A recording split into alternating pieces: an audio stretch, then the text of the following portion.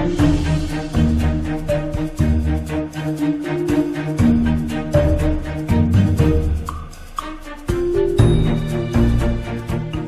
everyone! Happy Thanksgiving and welcome to a brand new video. By far the most popular question that I've received over the years is that players often hit this plateau. We have all been there at some point.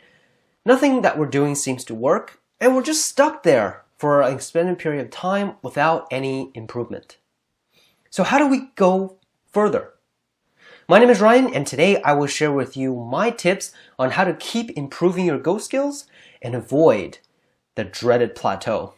Whether you feel really stuck right now or just want to find other ways to accelerate your rate of improvement, I guarantee you that at least one of these tips will help. We post Go videos every week.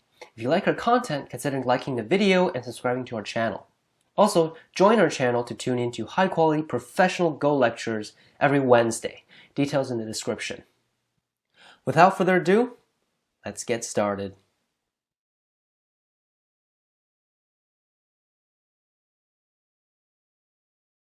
The very first tip that I have for you guys is breaking bad habits. We all have bad habits, and they can range from all levels. For example, a double-digit Q bad habit is probably not sacrificing enough stones. Like, you generally like to keep all your stones, and sometimes we neglect the more important direction or the larger groups that we end up getting captured by the opponent.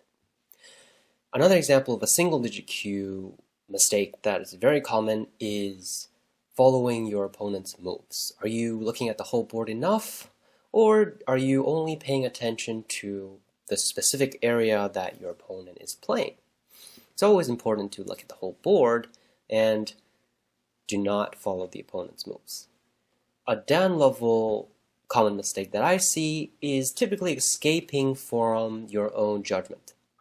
At the down level, there are typically some shapes that we usually play or some common move that we usually follow up with. However, at down level, it's really important to evaluate all situations according to how they are. Because if you're not doing that enough, then you're just following the old ways of play. And Go is a very changing game, so if you keep following the same ways, it's very difficult to get the upper hand in a lot of fights.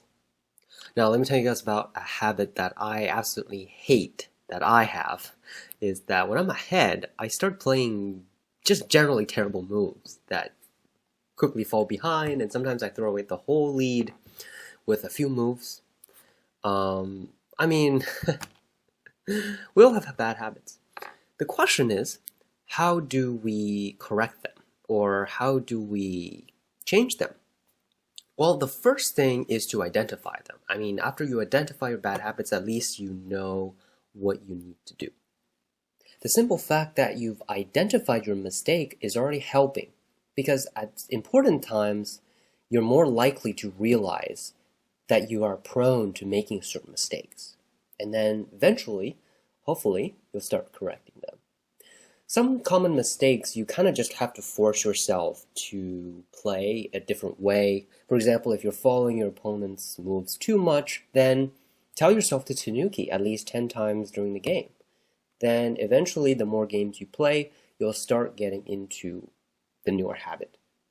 So at the end of this video, make sure you sit down, look at a couple of your game records, see if you can find any of your bad habits. Or perhaps I've mentioned a habit that you also have, and then you can try and prevent it in the future.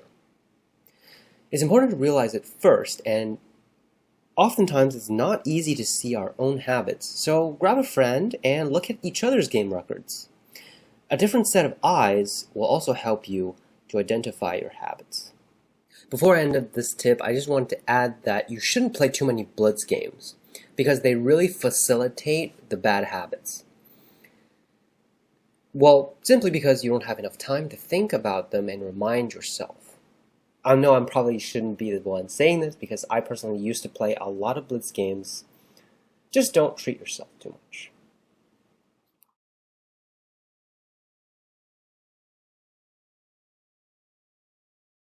In Go, once you place a piece down, it can never be moved again. And that is why whole board thinking plays one of the most fundamental roles in Go. And that is related to using all of our stones efficiently. Thinking about the whole board is a very difficult task, much harder than it seems, because oftentimes we're focused on one location in a fight, but then neglect other parts of the board in the process. Whole board thinking is not just an advanced strategy. Right after you learn about corner, sides, and center, you know that going in corners is the most efficient for making territory. So going where it's open is also more efficient because the first person to claim an area will have an advantage in that particular area.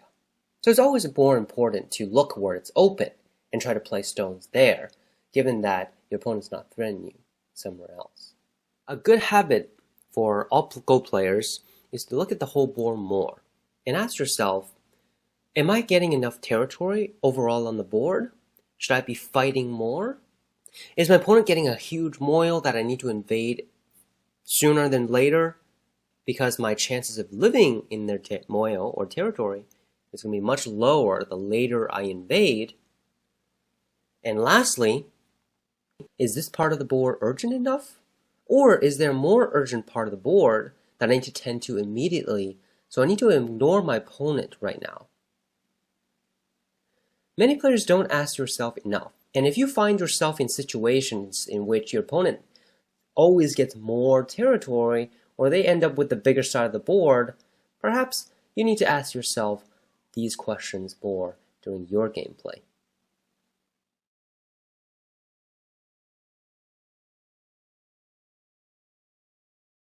This is by far the most important tip of this video. Reading pretty much defines how much you understand about this whole game, because the more variations you can see, all of your decisions will be different. Reading defines how we play in the opening, in terms of the variations, Joseki follow-ups. It determines the mid-game, especially how we handle fights, how we determine which variations to take and which moves to play, and in the end game, which moves are the biggest. Reading is not very easy to improve, and one of the most grindy things about Go is that you have to solve a lot of problems. They include life and death problems, or problems in which involve local shapes that are not necessarily killing a group but finding the best move, which are called Tsuji problems. Reading not only involves finding your own best moves, but also imagining what your opponent's good responses are so you can act accordingly as well. Due to how boring problem solving and grindy it can get, I recommend doing it in small chunks. It's also important to keep yourself motivated because you definitely don't want to burn yourself out. I also recommend doing select harder problems as well, because challenging yourself and crossing the line allows you to improve your reading skills quickly. It is also good to do problems that are near your level as well. So let's say you spend 2 minutes and you can solve a problem. I'd say that's a good problem for your level. If you spend 10 minutes and you still haven't solved the problem, then that problem can be slightly challenging. I don't recommend you solving problems that require over half an hour to solve. It is good to challenge yourself seldomly, but do not do too many problems like that. It's also important to do problems at your level. And that is because practicing reading is as important as challenging yourself to more difficult problems. If you only challenge yourself, then it is difficult to digest. So what are you waiting for? Go solve a few problems every day, and it's going to be hard for you not to improve.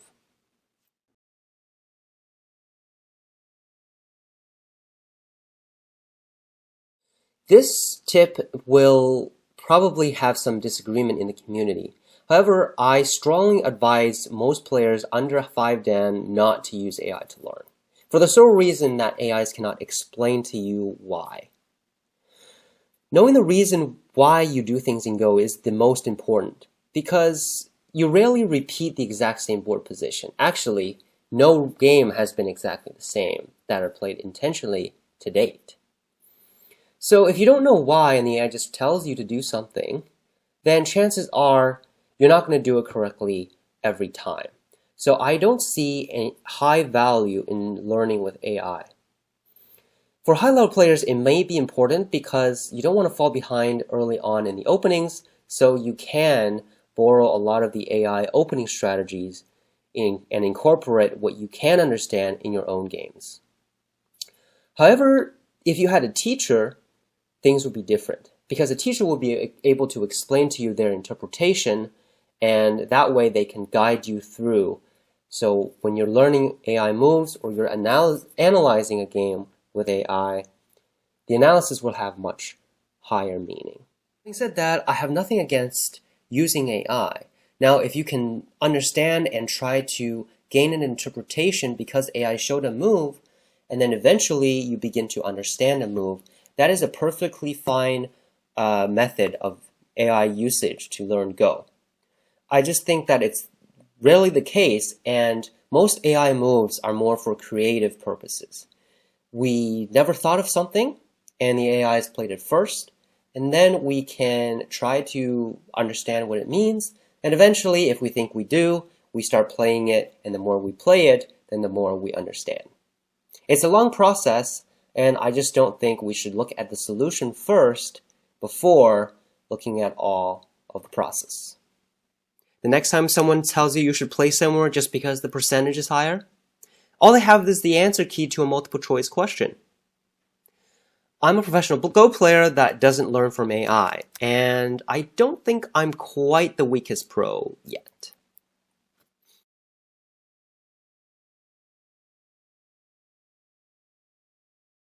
Having focused guidance is essential to fast Go improvement. And that's because you go on a lot of curved roads when you're learning Go alone, at lower levels especially. And that is because you don't really know what to improve on. And reviewing games is also something that only a high-level player can do. Experienced teachers are able to guide you through what you need to improve on, give you solid advice on which aspects of the game that you are missing, and hopefully ways of how to improve on them. Although watching videos are nice, but they're not geared towards a particular person. If you don't have the resources to get a teacher, you can also find a friend or someone who's willing to help you that are significantly stronger than you, at least 3 to 5 stones stronger, depending on what your level is. I would say for double-digit Q players, at least 5 stones stronger. And they might be able to give you some solid advice as well after they know you a little bit better and you play a few teaching games, etc.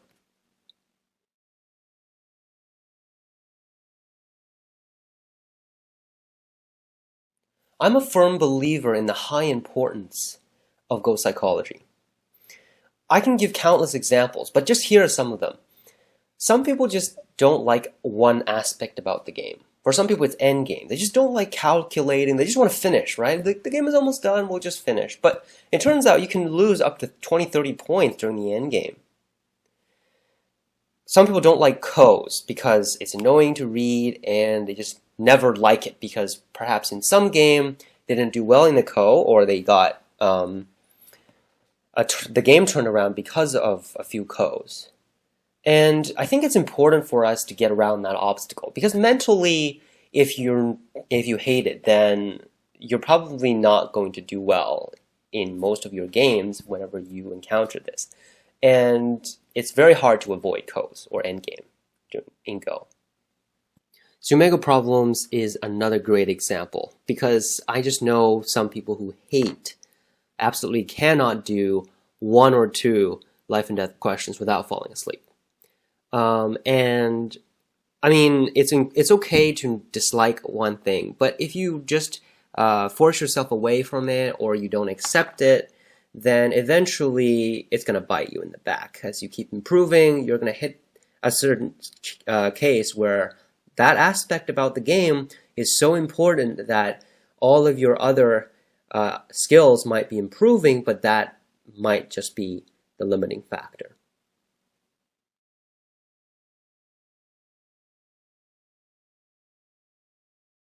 This goes into my next tip, which is keeping an open mind about the game.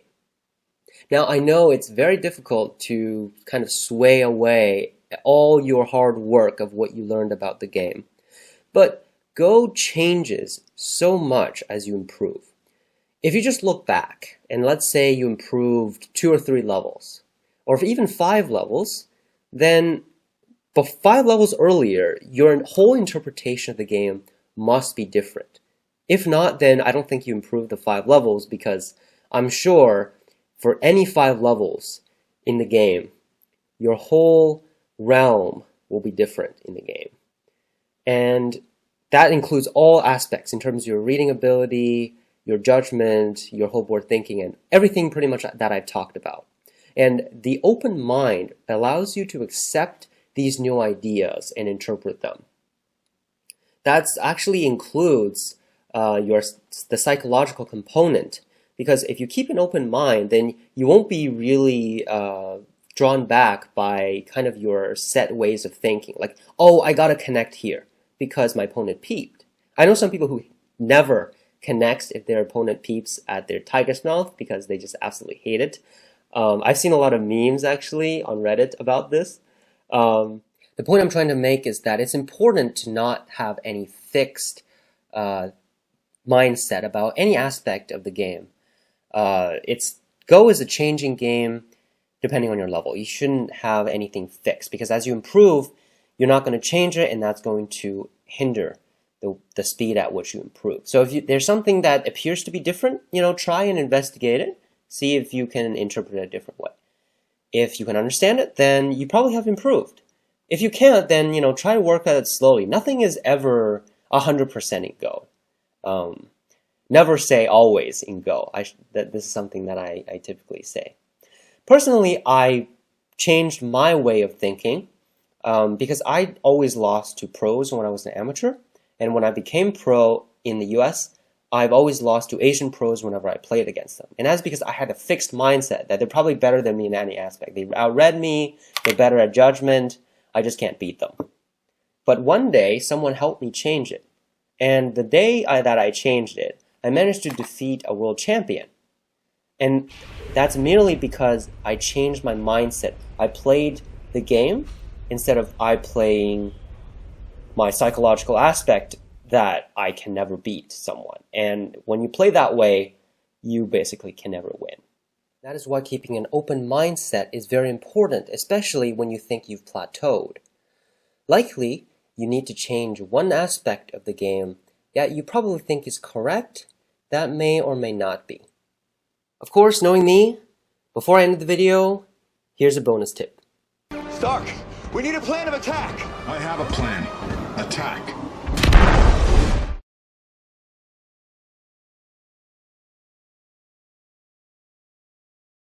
Every move needs a purpose.